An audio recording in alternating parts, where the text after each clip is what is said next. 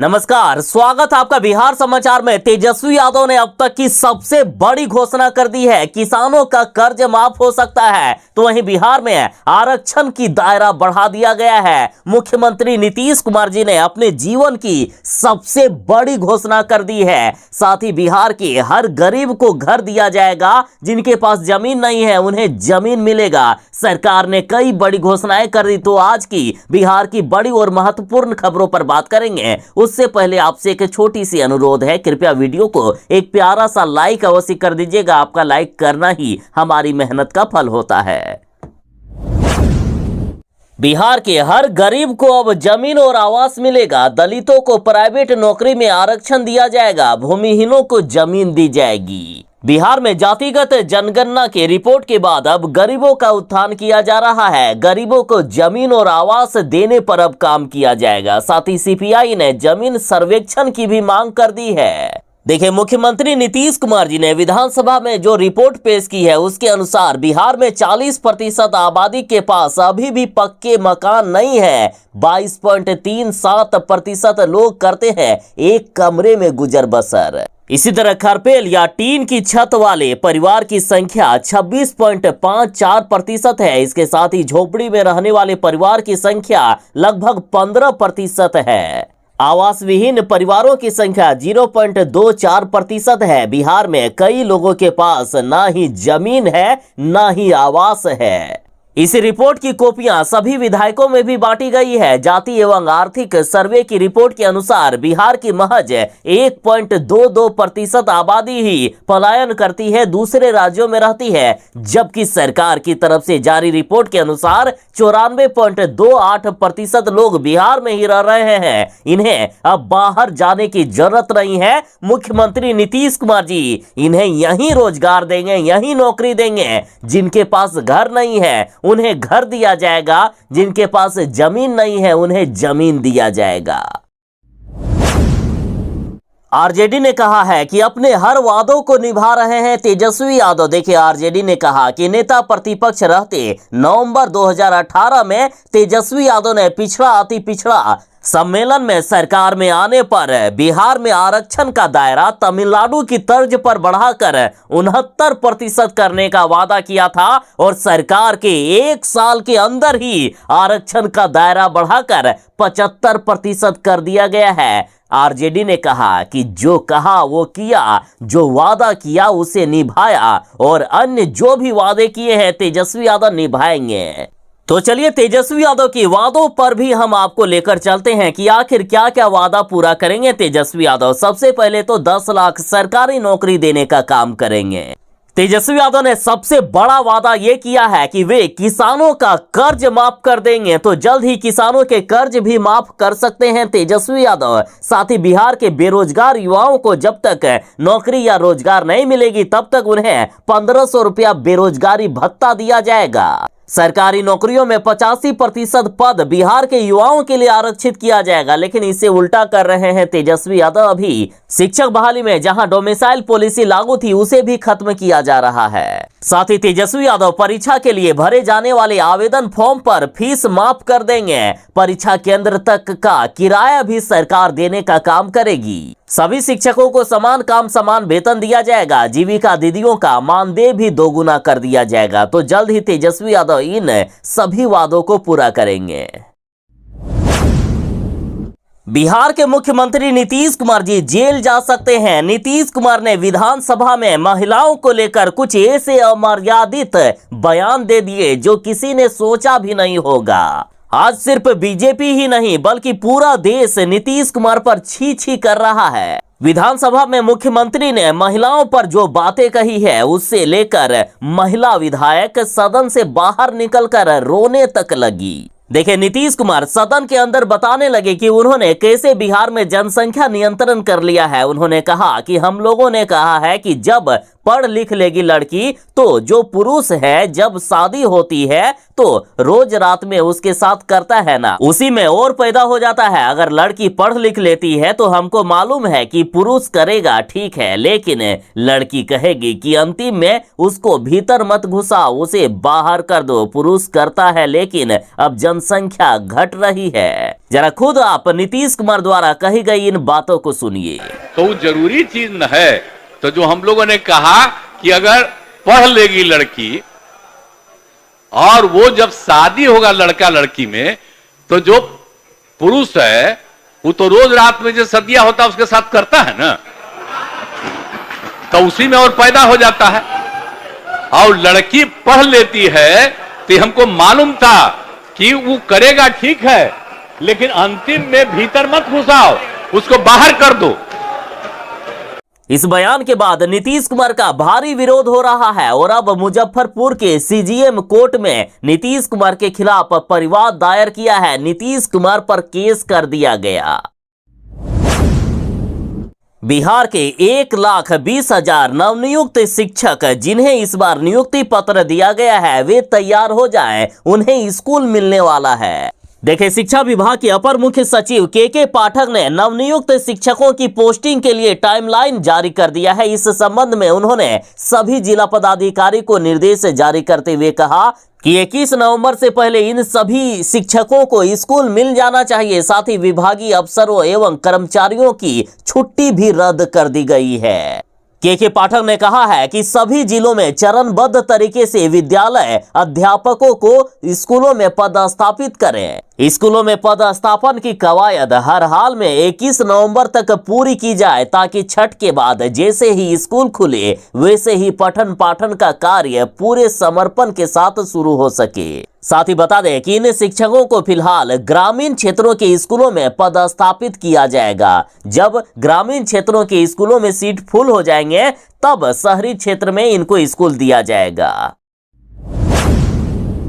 विधानसभा में मुख्यमंत्री नीतीश कुमार जी ने महिलाओं को लेकर जो विवादित बयान दिया उसको लेकर अब नीतीश कुमार बोले कि मैं माफी मांगता हूं, महिलाओं पर विवादित बयान से मैं खुद शर्मिंदा हूं। नीतीश कुमार बोले कि मैं अपनी बात वापस लेता हूं। मुख्यमंत्री जी ने कहा कि मैं अपनी बात के लिए खुद शर्म महसूस करता हूं। और इधर तेजस्वी यादव और राबड़ी देवी ने नीतीश कुमार जी का समर्थन कर दिया है। राबड़ी देवी और तेजस्वी यादव ने नीतीश कुमार की गलती तो मानी, लेकिन इन दोनों ने कहा कि गलती से नीतीश कुमार के मुंह से ऐसी बात निकल गई। तो इधर बीजेपी का कहना है कि नीतीश कुमार की बात सुनकर खुद राबड़ी देवी आंख मूंद कर नीचे देखने लगी थी। अब माफी मांगने से कुछ नहीं होने वाला है, इस्तीफा दीजिए नीतीश कुमार। और इधर तेजस्वी यादव ने मुख्यमंत्री नीतीश कुमार की बातों का समर्थन किया तो इस पर बीजेपी की महिला विधायक ने कहा कि तेजस्वी अपनी पत्नी को दे सेक्स एजुकेशन।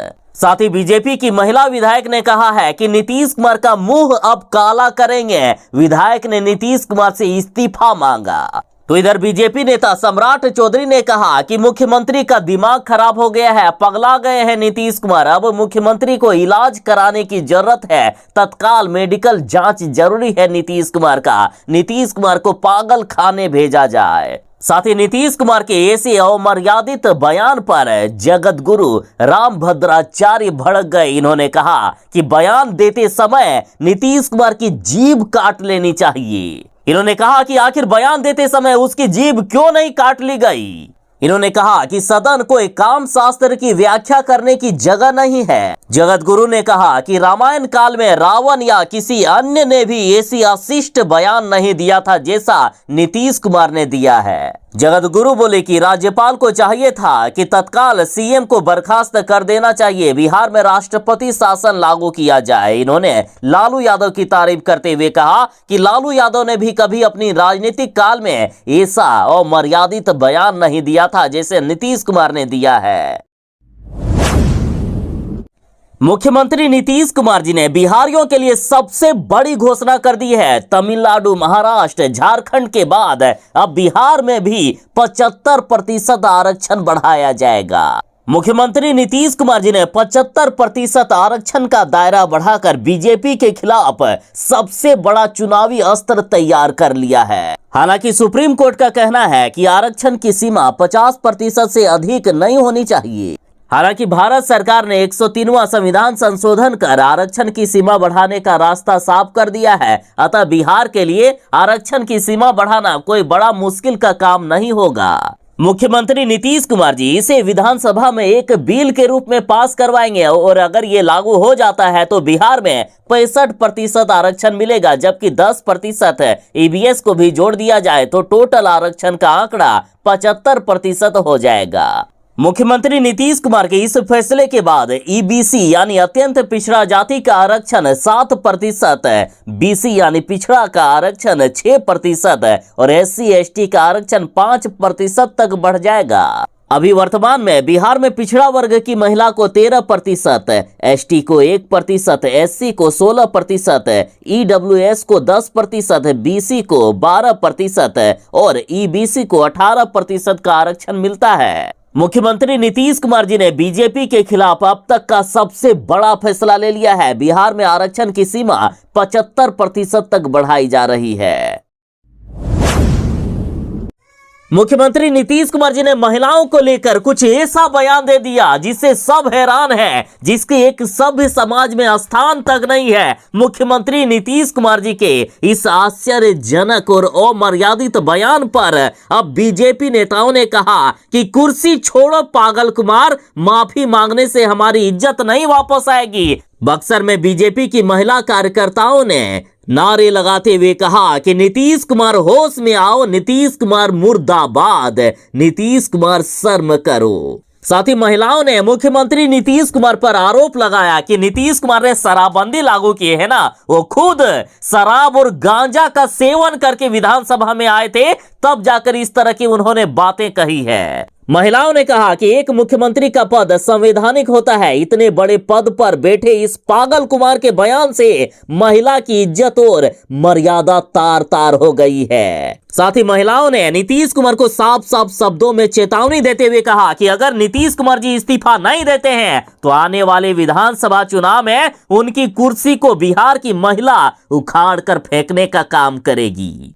बीजेपी की महिला मोर्चा ने कहा कि पहले ये कुर्सी कुमार थे, अब ये पागल कुमार हो गए हैं। अब इन्हें रांची के कांके हॉस्पिटल में इलाज कराने की सख्त जरूरत है। मुख्यमंत्री के इस बयान से देश भर की महिला शर्मसारित हुई है।